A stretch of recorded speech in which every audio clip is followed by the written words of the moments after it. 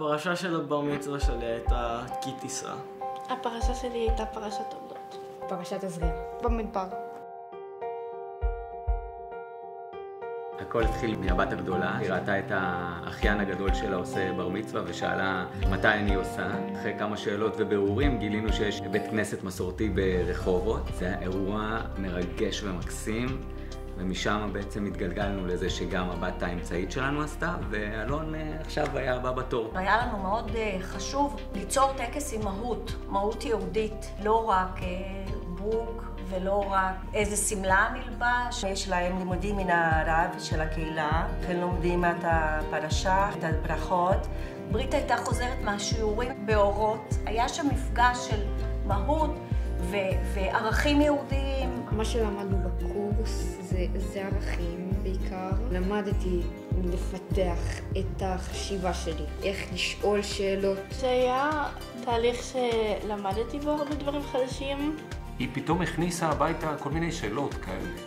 הבחירה שלנו פה הייתה לחפש דברים שהם משמעותיים לילד, לא רק לחגוג במסיבה שאנחנו ארגנו לו.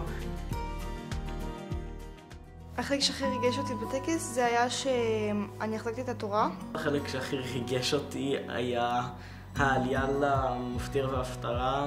חצי שנה של עבודה לחכות לזה. ראיתי את אלון ככה משחרר.